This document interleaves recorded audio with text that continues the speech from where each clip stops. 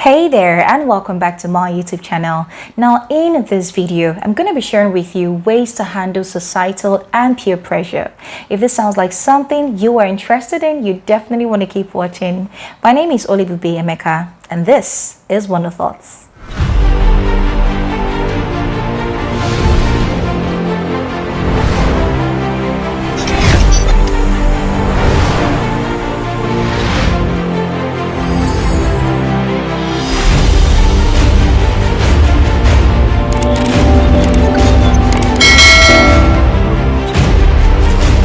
Now, we live in a society that directly or indirectly puts a level of pressure in us to conform to a certain belief system, a certain norm, or a certain way of life, which also influences the choices we make in life, influences our priorities, influences our lifestyle, our culture, our belief system.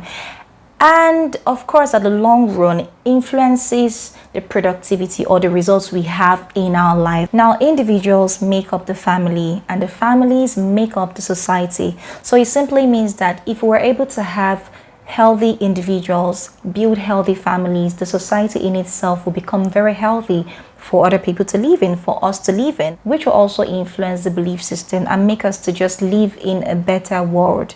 All right. For example, there's a level of expectation from a woman which places a tag on her and makes her to feel unfulfilled when she does not meet up to that expectation. The same as a man.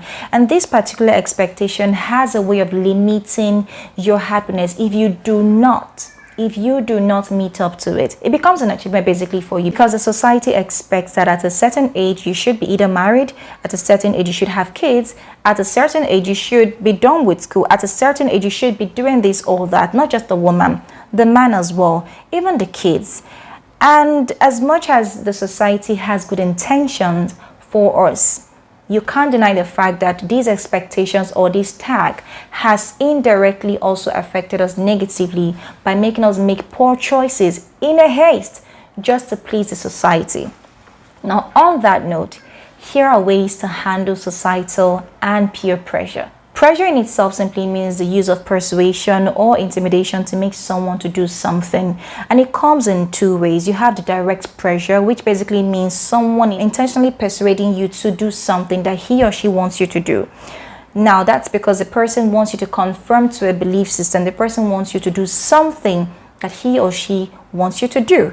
Now, indirect pressure simply means it's unintentional. It might be that the person's way of life makes you feel threatened or intimidated and makes you want to live like that person or makes you want to become like that person because you feel that that's the way the society expects you to be. For instance, the society in itself has brought about a concept of beauty, which simply means a lady has to be a certain way to be seen as a beautiful lady.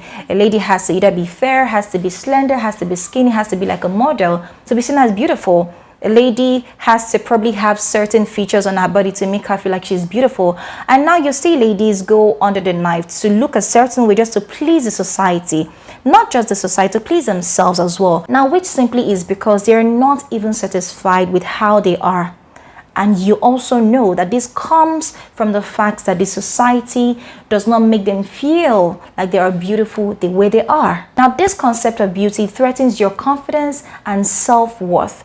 And when you see people that fall under that category of beauty, under that concept of beauty, either naturally or artificially, you feel threatened. You feel like you're not just there. You don't belong there. You feel like you're not even beautiful. And that's because you lack self-discovery, you lack self-identity, you lack self-fulfillment, you lack self-satisfaction, self-acceptance. Because if you know who you are, if you are comfortable in your skin, if you have discovered yourself, you, my friend, will be very comfortable in how you're built by God. Now, on that note, the first way to handle societal or peer pressure is self-discovery. You have to discover yourself. The presence of self-discovery brings about the absence of identity crisis. When one has identity crisis, it simply means you don't know yourself. You do not have full awareness of who you are in God. You lack the knowledge of who you are supposed to be. You lack self-acceptance. You don't even know where you're going to in life. You're basically confused. You're basically seeking identity in other people. You want to get to know who you are, but you're seeking the knowledge of yourself in other people, in the world, in the society. And trust me, the society will only tell you what they think you are. And when you run with that identity, with that information, with that knowledge they give you, you're not satisfied in life. Now, if you want to discover yourself, it simply means that you would have to go through the process of self-discovery. It's a journey. It's a formation process, basically to unlearn what the society thinks you are, or what the society has labeled you that you are, and relearn what you are really supposed to be doing. Relearn your true identity. And you can only find your identity in God. Trust me. You need to gain clarity regarding the assignment you have been brought here to do. So when you're able to do that, it would influence the choices you make in life. It will influence the priorities you have in life. It will influence the level of importance you place on things that the society introduces to you.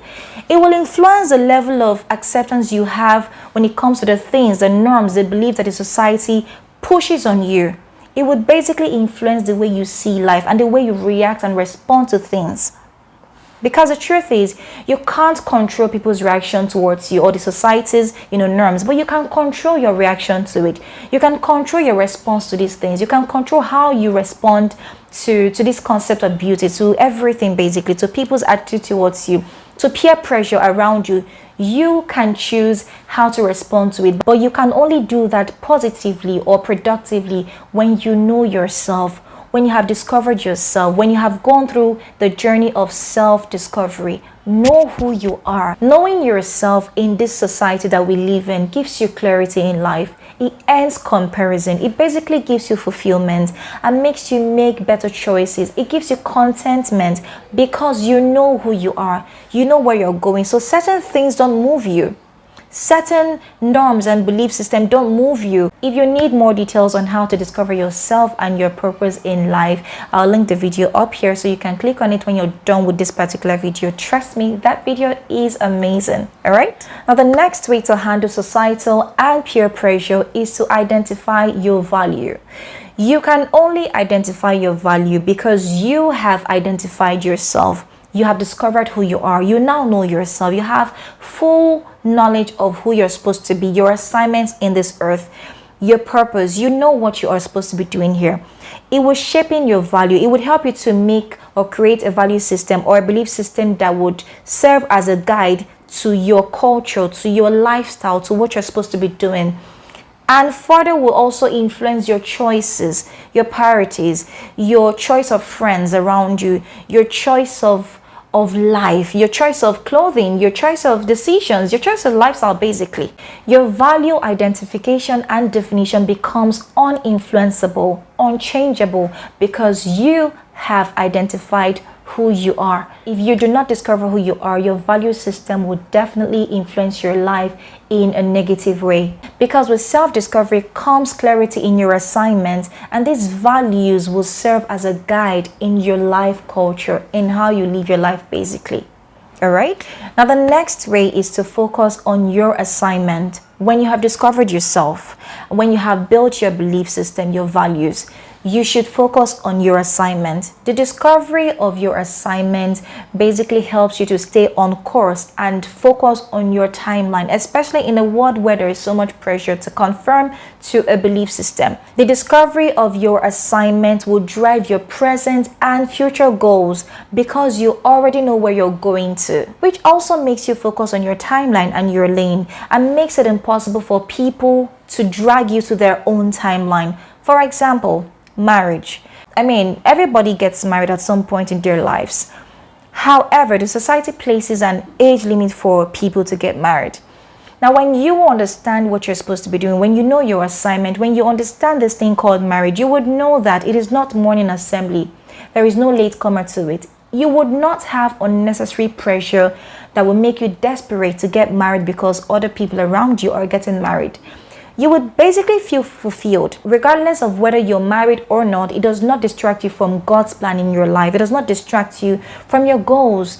You would have a healthy understanding of marriage and you would be preparing for marriage before it comes.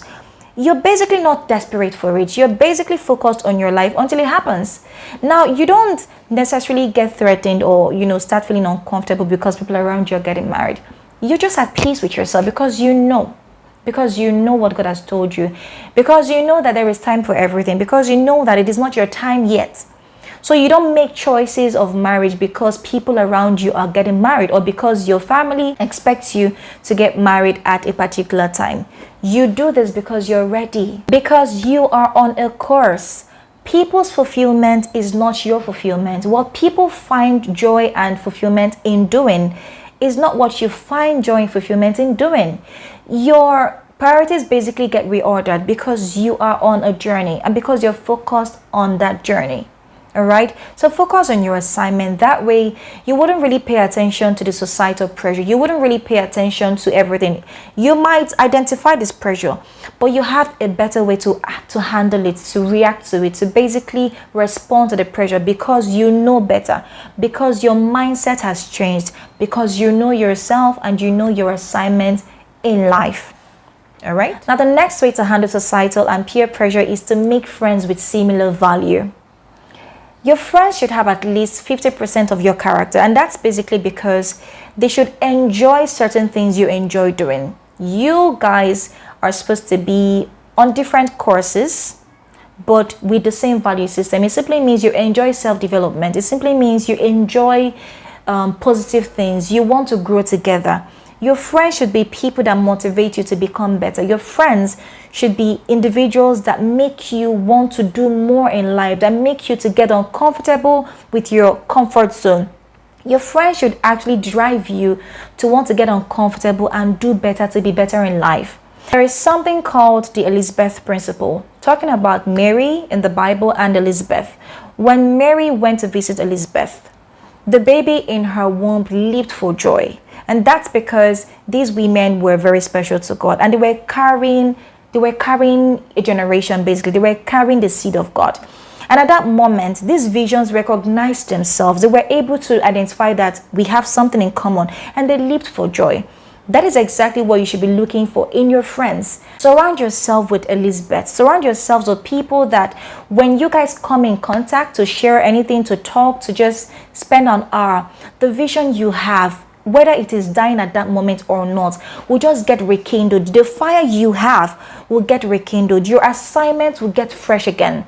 Your zeal for God will just come alive again. The zeal you have for the purpose you have in life, the zeal you have for the visions you've built in your life will come alive again. Surrounding yourself with friends that serve as Elizabeth will definitely put you on check. It would always reaffirm your visions. It would always reaffirm the plans you have for your life. It would always make you get motivated more to do things, especially at your weak moments, because trust me, it is not so easy to have a vision and to run with it. At some point, you would feel so demotivated and so low that you begin to doubt who sent you, who even sent you on this assignment. But just one conversation, one meeting with an Elizabeth can quicken your spirit again, can rekindle the fire you have again, can motivate you to stand up again and do things, can bring you back on course, can just realign you, can make you come back in alignment in your vision and your journey with God, and basically to do your assignment. So get yourself an Elizabeth. So even when the world or the society comes with that kind of pressure or whatever they come with, or when your people around you basically try to put pressure on you to act out of alignment, you find your way back because you have people that remind you of who you are, that remind you that you are not just like every other person. You're just special. You are on a course. You are on a journey of your own. Now, another way to handle societal and peer pressure is to get involved in self-development. Embrace self-development. Embrace it with all your being and all your heart. Trust me, when you consistently develop your mind, when you consistently read books, go for courses, for trainings, basically try to renew your mind, go on a journey of mind renewal, it will change the choices you make, and it will also influence the impact of these choices in your life, because you are basically developing yourself. You're paying attention to the things that would make you grow inwardly, not necessarily outwardly, but things that will make you to have a paradigm shift, things that would basically make you to have a different outlook in life. putting contents in your mind that will shaping how you see yourself in a better way. If you pay attention to negative things, it will make you to see yourself in a different way, in a negative way. That's basically what will make you to want to conform to the belief system of the society, of the world around you. But when you focus on self-development, when you develop your mind, when you put in good content in your mind, trust me, it will shield off all these things. The mind is a strong tool, and the Bible says, as a man thinketh in his heart, so is he. It simply means that whatever you put into your mind would basically express itself out. All right, so it's like garbage in, garbage out. So to change or to make sure that what you ooze out is positive or is impactful or is just basically healthy for you, put in healthy contents. Read healthy contents. Shield off, unhealthy contents, basically. Embrace self-development. Try and upgrade your mind. Let it be that the next week that you enter, you have a mental upgrade. You're not entering the next week the same way you are. The competition is you. You have no competition with any other person. The measurement of your progress in life is when you compare your present self to your previous self, is when you will compare your future self to this present self. So it should be that in the next 5 years, you are definitely not the same person today. So make intentional and consistent effort to grow. You have goals in life, future goals, but you also know that your daily and consistent efforts and activities that you get involved in will get you closer to your future goals. As much as they are so far from you, it's 5 years time, it's probably 10 years time. But what you do on a daily basis, what you do on a weekly basis, what you do on a yearly basis, gets you closer to these future goals. So deliberately act on yourself. Just build yourself, build capacity for where you're going to, build capacity for the assignments ahead of you. Because one thing that happens when you don't build capacity is you become immature when you get there. You don't have enough capacity to sustain yourself. You haven't stretched yourself so well that you will be able to handle the challenges of life at that phase of your life. Because with every achievement comes its challenges, comes its demons, comes its instabilities, basically. But when you build capacity intentionally now, you will be able to handle all those challenges in that phase of your life. It doesn't mean that phase will be so awesome and less stressful. It would definitely come with its stress, but building capacity now would help you to handle that stress and the challenges at that time of your life in the future. All right, now the next way to handle societal pressure is to guard your mind. Guard your mind with all diligence, because out of it flows the issues of life. That's the Bible saying. Okay, you need to guard your mind. Literally guard your mind. Protect your mind from the negative things of this world. Whatever you put into your mind, whatever you allow into your mental space, has a huge impact on you, whether you know it or not, whether you recognize it or not. If you've ever gone through depression, you would notice that at that point in your life, you're so low, and when you pay attention to more negative things in life, when you pay attention to the wrong sayings, the negative sayings, you get more depressed. You basically go deep down, you sink into it the more. But when you listen to God's word, when you listen to the right information, when you give attention to the things of the Lord, you would definitely find joy in coming out of it. You will begin to see reasons to be better. You will begin to see the life ahead of you. You will begin to see the bright side of life, and you would gradually desire to want to come out of that particular situation. I'm talking from experience, trust me. So what you should do for yourself is to guard your mind. Shield your mind. Just surround yourself with positive things. It could be in your choice of songs. Check your playlists. What kind of songs do you listen to? There are songs you listen to, and these songs literally drag you to this depressive mood, and you're shocked. Trust me, some songs are really not that ordinary. There are songs you listen to, your spirit is filled with joy, you're just uplifted, you feel so positive, you're so happy to just get into the day and just hit your target. There are songs you listen to, you just go from here to here, like you just go down, your energy just gets depleted, And also surround yourself with the right people that would not deplete your energy, because most of the times when we have built this healthy energy, you notice that when you surround yourself with the wrong people, these wrong people deplete your energy. They take and take and take until you feel empty. So as much as you're guarding your mind and your space, your mental space, make sure that you surround yourself with healthy people, so that it will become a case of iron sharpening iron, not the case of someone taking from you and then leaves you down or dry. Basically, you get what I mean, right? Great. The next way to handle societal and peer pressure is to be content with what you have. Look, I know that there is that part of us that wish we came from another family. For example, you wish you came from Bill Gates' family or Dangote's family, or Elon Musk's family. Basically, any influential person out there, you wish you came from their family. And that's because the family you come from, maybe you guys are not so well to do and you wish you could have certain things in life. But the truth is, you are in your family for a reason. God saw the future. He knew what he wanted you to do. He has a reason to bring you here.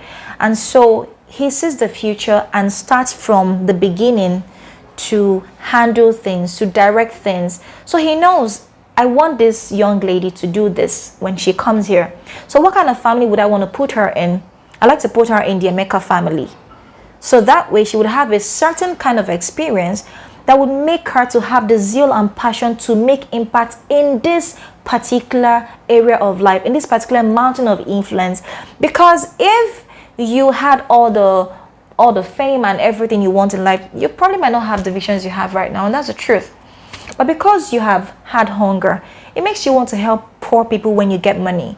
Because you understand what it means to be depressed, it would make you to have passion to help people that are depressed in life. God cannot do through you what he has not done in you. There is a level of impact that God wants to do through you. But before he does that, he will need to do it to you first of all. It simply means that your mess can become a message.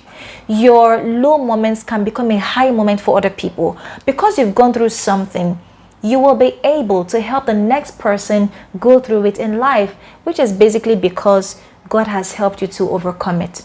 All right. So if you had a family that basically gave you everything in life, you might not want to do certain things right now. So I'm saying this to say, be content with what you have. Manage your life the way you see it. You don't have to have so much to be happy. Trust me. I've seen certain people that don't have so much in life. They don't have the basic things. They don't have shoes. They don't have the, flashy cars. They don't have so much money, but they're so happy. Like, you just start wondering, why am I angry again at God? Why am I so sad again at God? Why am I so angry? Because these people are happy regardless of whether they have certain things or not. Happiness is a choice. It's not an entitlement.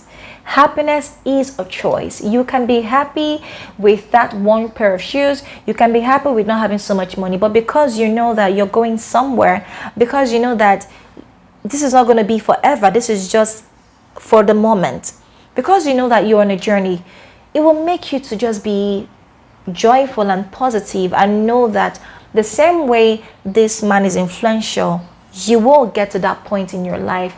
But to get to that point, you have a sacrifice to make. You have things you need to do. It's a journey. Just be content with what you have. Now, the last but not the least, regarding how to handle societal and peer pressure, is to embrace God. Now, this is the best of it all. This is the first part, as a matter of fact, but I left it at the last for a reason. Embrace God. Embrace God. It changes everything for you. Just embrace God. It changes a lot of things for you. Self-discovery becomes fruitful and productive because you know God for yourself. Get to know God. Have a relationship with God. Give your life to Christ. Know God beyond what the pastor tells you in church. Know God beyond what you hear about him. When you know God for yourself, it will change your perception about God, one. And because you have a relationship with the Holy Spirit, he helps you to be better. He helps you to do certain things. Certain mistakes that you would have made, He helps you to avoid them, and that's the truth. Basically, having a relationship with God helps you to have a healthy knowledge and perception about yourself. You have a healthy identity. I had serious identity crisis as a teenager, but trust me, everything came out right when I gave my life to Christ, and I have never regretted it. As a matter of fact, my life starts dwindling, my life starts going down when I get out of God's will. So no matter how much I think I can handle situations on my own, I don't handle it positively. I'm not effective in it. I'm not successful. So I always run back to that alignment part, because whatever sources a thing sustains it. He sources me. He's my sustainer. I don't have a choice. I run back. I just run back, because I know that when I'm out of his will, I'm basically struggling with my strength, and there is only so little that my strength can do for me. But when I am backed up with a supernatural strength from God, it changes. It multiplies every effort I make. So basically, embrace God. Give your life to Christ. Have a healthy relationship with God. Join a church that would help you to grow spiritually, so that even when the society puts a level of pressure on you, you know what God tells you. You listen to God. You hear from Him. It would help you to make better choices. It would help you to not conform to the belief system of the society around you. It would help you to just see things in a different way. It would basically help you to choose right, to make better decisions. It would help you to change your priorities. You would not find fulfillment in what the society wants you to find fulfillment in. You would only find fulfillment in the things that God wants you to do. That's what happens when you have a relationship with God. Your purpose is discovered. Your life is secured. You just have security. You just have security all around. Right? So have a relationship with God. Embrace God. That's what I'm saying. All right. So this is the end of this video. Now, I always say this is not a monologue. This is a dialogue. So I would appreciate it if you drop your comments on the comment section. Let me know if this works for you. Let me know if this has helped you. Let me know what you think about it. Let me know if you've struggled with anything. Just basically give me feedback. It would help me to know that that you love what I'm doing. And if you've watched up to this time, give this video a thumbs up if you enjoyed it, and subscribe to this YouTube channel. Trust me, this channel is value packed. There's a whole lot that comes on in this channel. And just in case you don't know me, my name is Olebibi Emeka, and I am very passionate about human development, and I'm also a natural hair enthusiast. I am. I did this hair myself. If you want to see the video for this hair tutorial, please click the link here, and trust me, you will have fun. So just go around, just join the family, be a part of the family, and just join me. All right? Thank you so much for your time. I love you to the moon and back. Mwah.